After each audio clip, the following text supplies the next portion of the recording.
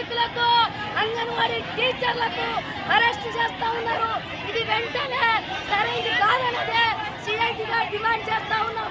కనీస వేతనాలు ఇవ్వాలని, ఉద్యోగ భద్రత కల్పించాలని, ఈఎస్ఐపిఎఫ్ కల్పించాలని, నిధులను కేటాయించాలని కాంగ్రెస్ సర్కార్ ఇచ్చిన హామీని నిలబెట్టాలన్నదే ఇవాళ నిరసన కార్యక్రమం చేస్తా ఉన్నాం.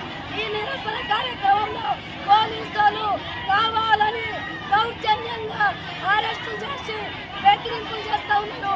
బెదిరింపులకు టాటాకు సబ్బులకు అంగన్వాడీ టీచర్లు సిఐలు భయపడాలన్నదే చెప్పదలుచుకున్నారు.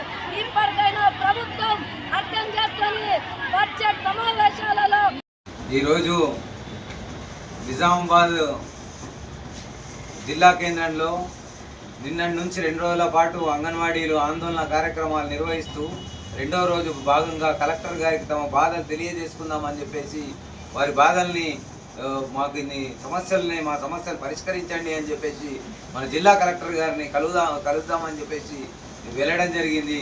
అక్కడ ఈ పోలీసులు ఈ ప్రభుత్వము దమనకాండ చేసింది, తోపుసలాట చేసింది, స్వల్ప లాఠీ చార్జ్ చేయడం జరిగింది. అక్రమంగా నాయకుల్ని అట్లాగే అంగన్వాడీ టీచర్లను అందరినీ అరెస్ట్ చేయడాన్ని మేము తప్పుపడుతున్నాం. ఎందుకు తప్పుపడుతున్నాం అంటే సీఎం రేవంత్ రెడ్డి ఎన్నికల హామీలో 6 గ్యారెంటీలతో పాటు 7వ గ్యారెంటీ ప్రతి జిల్లాకు వచ్చినప్పుడు మన నిజామాబాద్ జిల్లాలో నీలకంఠేశ్వరుడు మీద ఒట్టేసి చెప్పిండు 7వ గ్యారెంటీ ప్రజాస్వామ్యాన్ని నెలకొల్పుతా అని చెప్పేసి. ఇదేనా ప్రజాస్వామ్యం అని అడుగుతున్నాం. మేము మా బాధల్ని చెప్పుకోవడానికి వెళ్ళడం తప్ప ఈ ప్రజాస్వామ్యాన్ని కూని చేయడం ఎంతవరకు సమంజసం అని చెప్పేసి మేము ప్రజా సంఘాల ఐక్యవేదిక తరఫు నుంచి ఈ ప్రభుత్వాన్ని డిమాండ్ చేస్తున్నాం.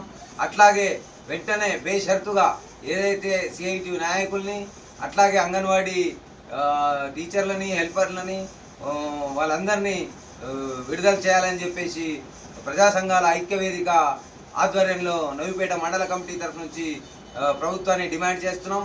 లేని ఏడల జిల్లా వ్యాప్తంగా ప్రజా సంఘాల ఐక్యవేదిక ఆధ్వర్యంలో పెద్ద ఎత్తున ఆందోళన కార్యక్రమాలు నిర్వహిస్తామని చెప్పేసి ఈ ప్రభుత్వాన్ని హెచ్చరిస్తున్నాం.